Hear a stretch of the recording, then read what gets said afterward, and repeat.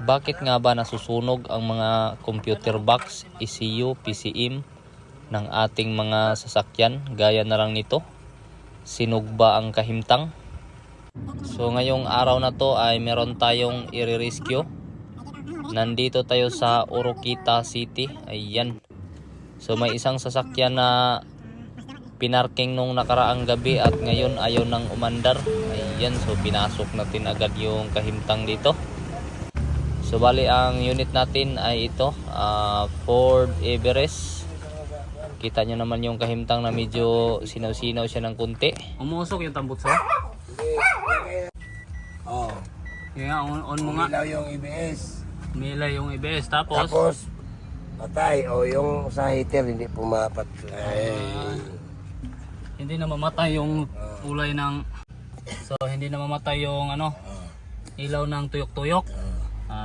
Okay. So yung tuyok-tuyok pala guys, hindi na mamatay. Yan yung tuyok-tuyok pala yung problema niya. Observe nyo, hindi na kailaw yung sign ng pitaka. Off, on, off, on, off, on.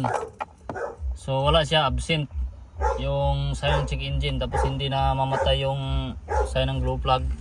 Buksan mo nga sir, anong malaman natin sir kung ikaw yung taga-bukas doon. Okay. Ikaw naman yung may-ari ng sasakyan.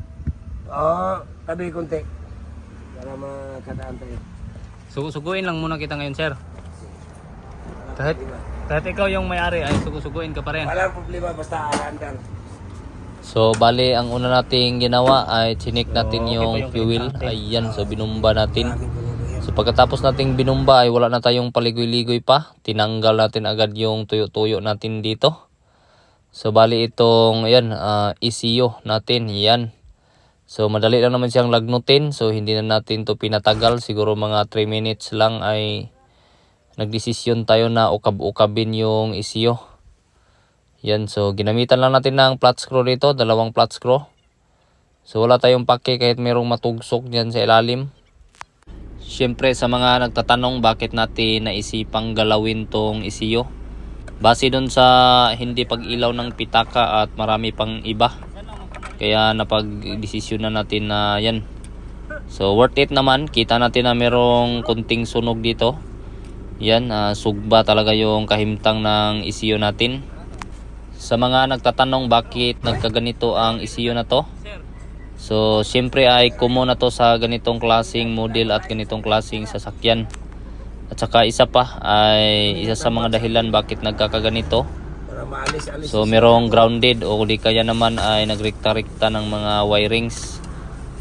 Yan, so ginawa natin dito ay palitan natin tong ECU, hindi na to kayang ma-repair pa. So basic lang yung ginawa natin, palit agad ng buo.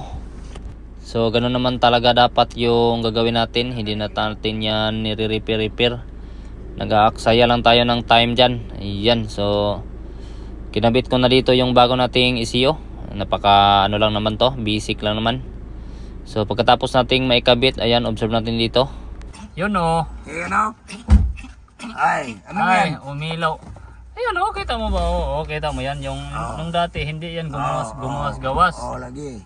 Ngayon, ano ba yung green? 4-wheel naman yan. Wala tayong problema dyan. Siyempre, pagkatapos nating maikabit ang ECU na bago, ay ginamitan natin ng bulang kristal. Yan, kita natin yung trouble code meron dito. Immobilizer to PCM signal error. So pagka ganyan yung trouble code ay sigurado yan na hindi yan aandar. Ayan. So niredondo na dito pero wala talaga.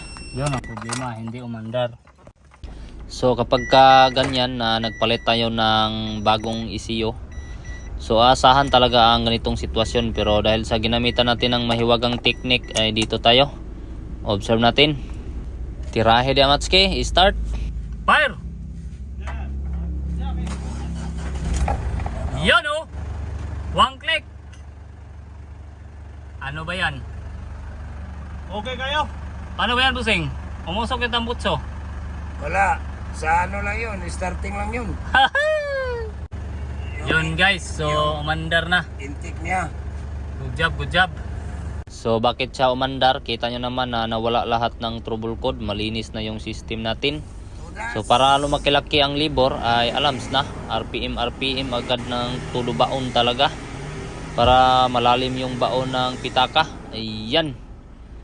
So Okay. okay manggog ka ha, ikaw na bahala diha, ipaslak na ng ho diha.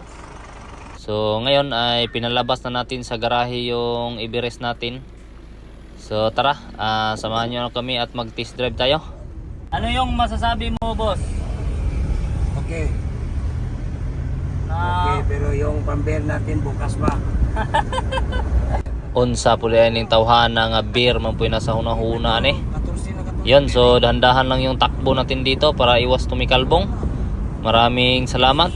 God bless. Thank you.